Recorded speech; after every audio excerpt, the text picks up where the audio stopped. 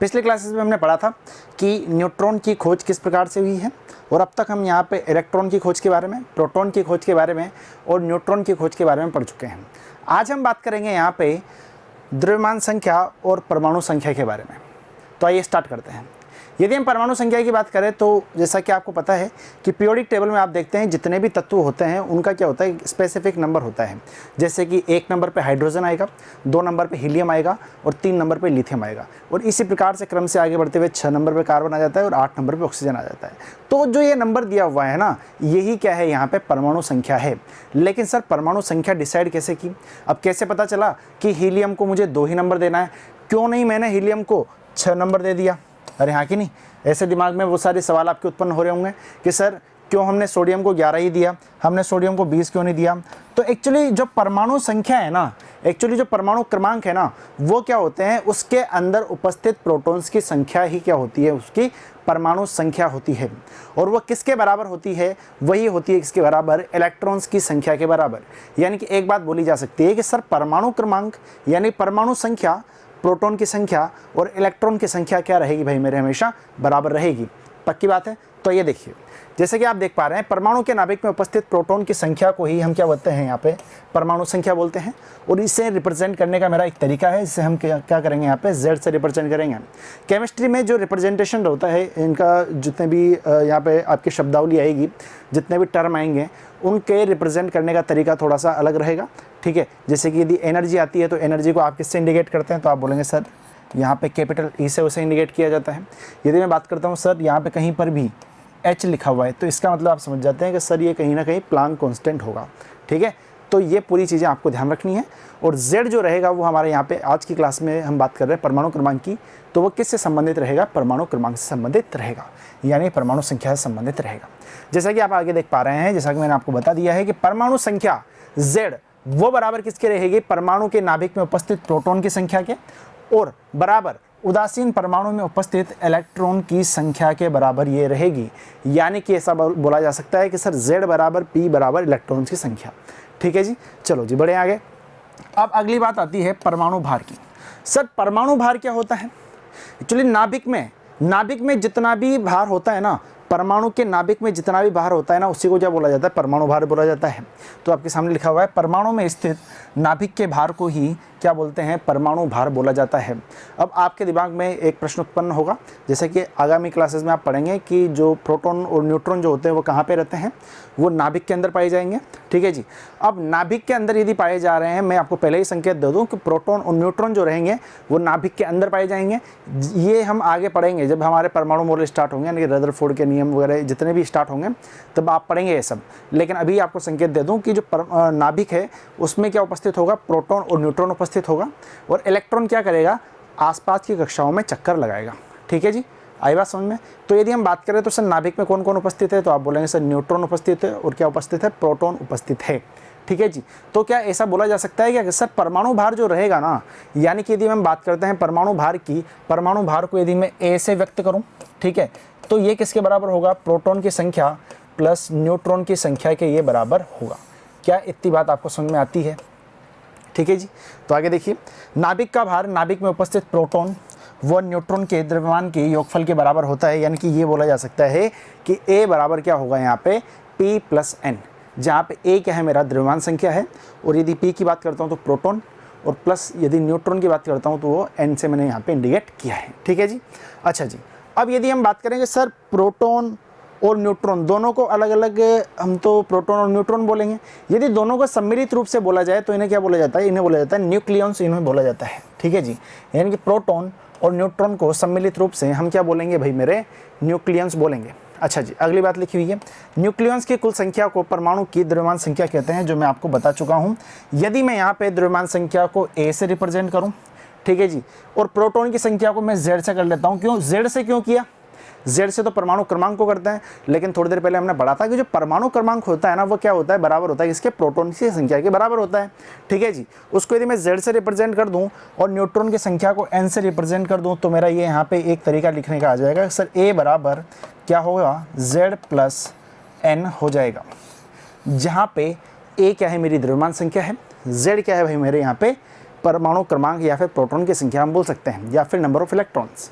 और यदि हम बात करें n की, तो n क्या है यहाँ पे, न्यूट्रॉन्स की संख्या है। ठीक है जी, तो ये 3 संकेत आप यहाँ पे ध्यान रखिए। यहाँ से आपका हर क्वेश्चन यानी कि जितने भी न्यूमेरिकल्स होंगे इससे संबंधित वो यहाँ से बन जाएंगे। ठीक है जी, बढ़े आगे। चलो भाई, अब आपके सामने एक टेबल दी हुई होगी, यहाँ पे आपको द्रव्यमान और परमाणु संख्या को व्यक्त करने का एक तरीका बता रखा है, एक यहाँ पे एक कायदा, एक नियम बता रखा है।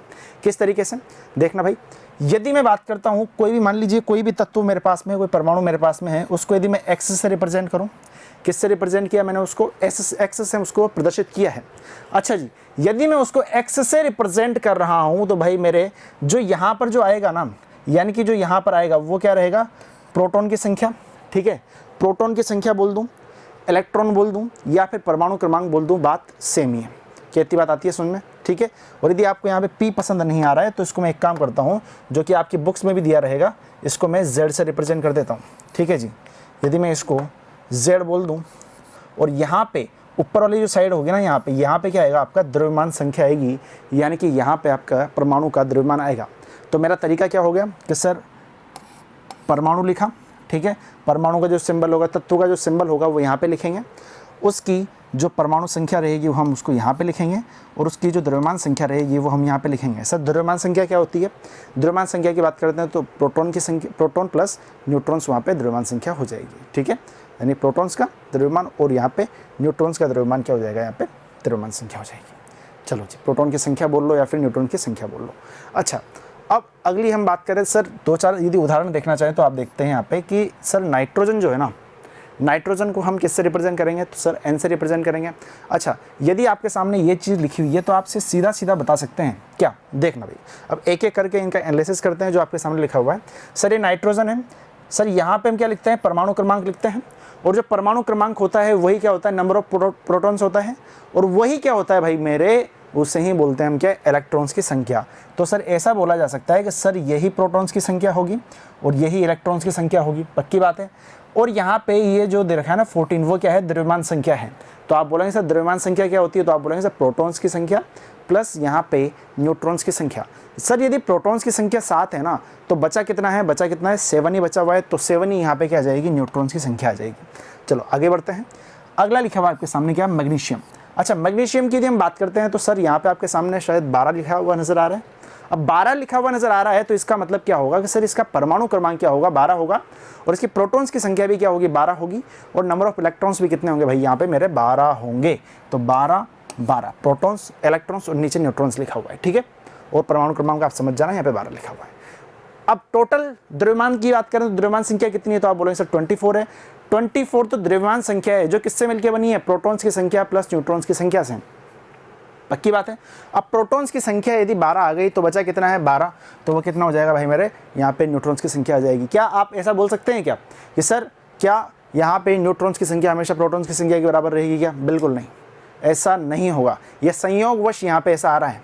ठीक है जी, ऐसा संयोगवश आ रहा है, हो सकता है अलग हो जाए। ठीक है, अब देखना आगे मैं एग्जांपल बताऊंगा जहाँ पे ये अलग भी आएगी। ठीक है, न्यूट्रॉन्स की संख्या अलग भी आ सकती है, वहाँ पे ऐसी कोई बात नहीं है। अच्छा, यदि मैं बात करता हूँ यहाँ पे हाइड्रोजन की। अच्छा, यदि हाइड्रोजन की बात की जाए तो हाइड्रोजन का जो परमाणु क्रमांक होता है वो कितना होता है भाई मेरे, 1 होता है। तो उसमें नंबर ऑफ प्रोटॉन्स भी कितने होंगे, 1, और इलेक्ट्रॉन्स भी कितने होंगे भाई मेरे, 1 होंगे, इनकी 1 यहाँ पे मैंने बात कर ली। अच्छा जी, यदि बात की जाए हाइड्रोजन के परमाणु भार की, यानी कि द्रव्यमान संख्या की, ठीक है, द्रव्यमान संख्या की यदि बात करूँ तो कितनी आएगी भाई मेरे यहाँ पे, 2। तो ये कितना आ गया, 1 आ गया। और इसी प्रकार से क्रम से आगे बढ़ते हुए हमने ऑक्सीजन, सोडियम और कार्बन के भी निकाले हुए हैं। ठीक है, लेकिन यदि मैं बात किसी और की कर देता हूँ, ठीक है, यदि मान लीजिए मैंने बात कर दी किसकी, क्लोरीन की, यदि हम बात कर देते हैं। ठीक है, क्लोरीन का आप देखते हैं कि 35.5 ऐसा कुछ आपकी द्रव्यमान संख्या आती है, तो फिर वहाँ पे थोड़ा सा दिक्कत आ जाती है कि सर वहाँ पे हम बोल सकते हैं कि सर न्यूट्रॉन्स की संख्या के बराबर नहीं होगा। ठीक है, और ऐसे बहुत सारे तत्व आप देखेंगे जहाँ पे प्रोटॉन्स की संख्या और न्यूट्रॉन्स की संख्या बराबर नहीं होती। ये जो आया है वो क्या है, यहाँ पे संयोगवश यहाँ पे आ गया है। ठीक है, चलो जी, एक नोट आपके सामने दिया हुआ है, तत्वों को उनके परमाणु क्रमांकों की सहायता से पहचाना जा सकता है लेकिन द्रव्यमान संख्या से नहीं। अब ऐसा क्यों बोला गया है, क्योंकि हो सकता है कि बहुत सारे तत्व ऐसे हों जिनकी द्रव्यमान संख्या भाई मेरे बराबर हो। क्या ऐसा पॉसिबल है, बिल्कुल पॉसिबल है। पीरियोडिक टेबल जब आप पढ़ेंगे तब आप देखेंगे अगले चैप्टर में कि बहुत सारे ऐसे तत्व आएंगे, बहुत सारे यहाँ पे ऐसे समस्थान ऐसे तत्व आने वाले हैं जिनकी द्रव्यमान संख्या जो रहेगी वो भाई मेरे बराबर रहेगी। अब द्रव्यमान संख्या यदि बराबर हो गई तो वहाँ पे परमाणुओं को थोड़ा सा विभाजित करना थोड़ा सा मुश्किल हो जाएगा, उनको मतलब अलग अलग पढ़ना थोड़ा सा मुश्किल हो जाएगा, पहचानना थोड़ा मुश्किल हो जाएगा।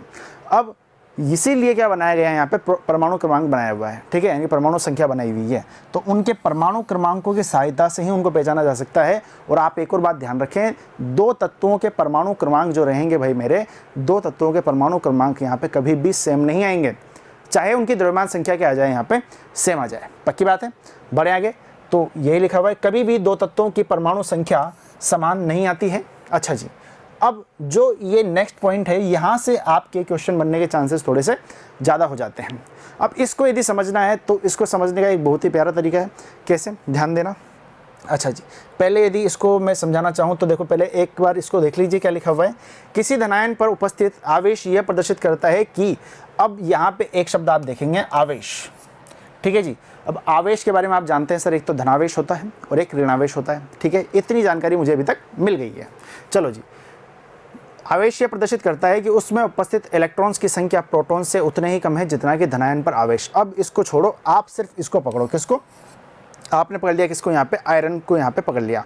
अब आयरन की बात आती है तो देखो, अब यदि मैं आयरन की बात करता हूँ तो आप बोलेंगे सर आयरन जो है ना, आयरन की बात की जाए फेरस की, तो फेरस का जो परमाणु क्रमांक होता है वो वही मेरे कितना होता है, 26 होता है।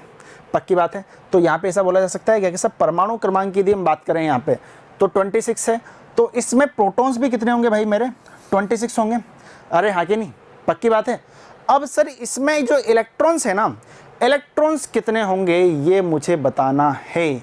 अब यहाँ पे थोड़ी सी दिक्कत आ गई, क्योंकि यदि सिर्फ मैं फेरस की बात करता तो मेरे जो नंबर ऑफ इलेक्ट्रॉन्स होते हैं वो शायद प्रोटॉन्स के बराबर या तो शायद क्या वो आते ही सही, ठीक है। लेकिन यदि अब यहाँ पे बात करें तो बात किसकी कही जा रही है भाई मेरे, बात अब यहाँ पे Fe3+ की हो गई। Fe3+ का मतलब क्या है, Fe3+ का मतलब आप आगे जानेंगे। 3+ का मतलब क्या होता है कि कोई भी, यदि हम किसी भी परमाणु की यदि बात करते हैं, यदि उसके ऊपर धनावेश लगा हुआ है, क्या बोला मैंने, यदि उसके ऊपर धनावेश लगा हुआ है, तो धनावेश लगा रहने का मतलब क्या है। आप छोटी सी बात ऐसे जाने कि गांव में यदि किसी के पास ज़्यादा पैसे होते हैं, ठीक है, कोई धनवान यदि होता है तो वो क्या करता है, वो पैसे लुटाता ही तो है ना। अरे हाँ कि नहीं, क्योंकि उसके पास में धन बहुत सारा है इसलिए वो पैसे लुटा रहा है।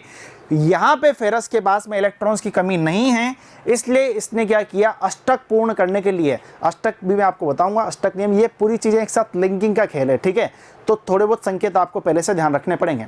अच्छा जी, यानी कि लास्ट वाले कक्षक में, अंतिम कक्षक में 8 इलेक्ट्रॉन करने के लिए इसको क्या करना पड़ेगा, 3 इलेक्ट्रॉन यहाँ पे त्यागने पड़ेंगे। आपको यदि अष्टक नियम की बात समझ में नहीं आ रही है तो आपको बाद में आ जाएगी। आप सिर्फ अभी इतना ध्यान रखें कि धनावेश का मतलब ये होता है कि धनावेश का मतलब ये है, +3 लिखा हुआ है तो इसने 3 इलेक्ट्रॉन दान कर दिए होंगे। अरे हाँ कि नहीं।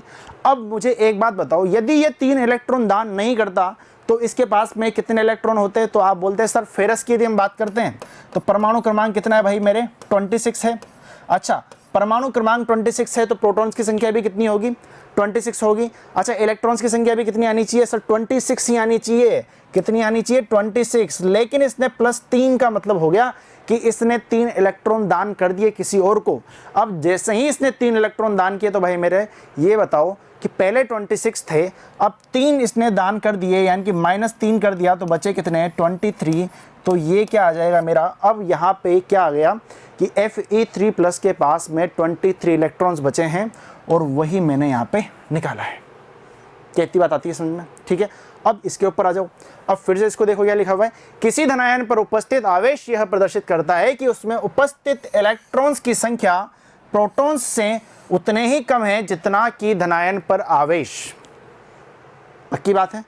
अब यहाँ पे आपको एक और शंका दिल में आ रही होगी कि सर मान लीजिए Fe3+ यहाँ तो धनायन आ गया, अब यदि कहीं पर ऋणायन हो तो वहाँ पे क्या करेंगे, तो उसके लिए भी जानकारी दी हुई है। कैसे, ध्यान से देखना।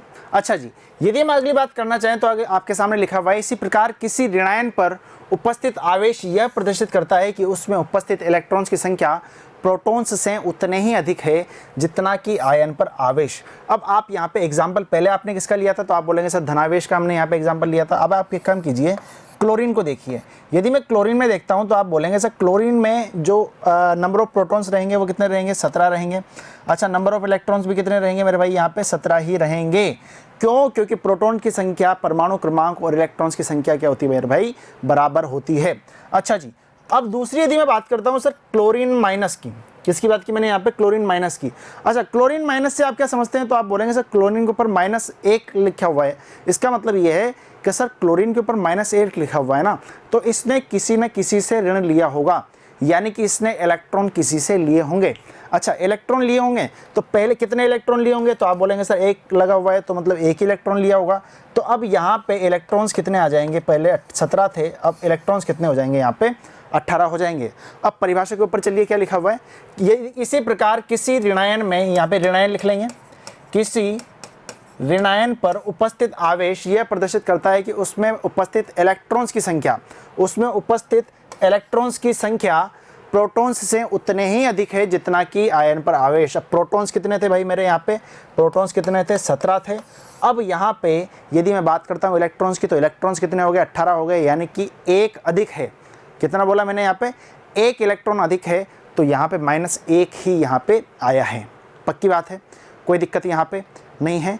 तो ये दोनों चीज़ें आपको बहुत ही भली भांति समझ में आ गई होगी।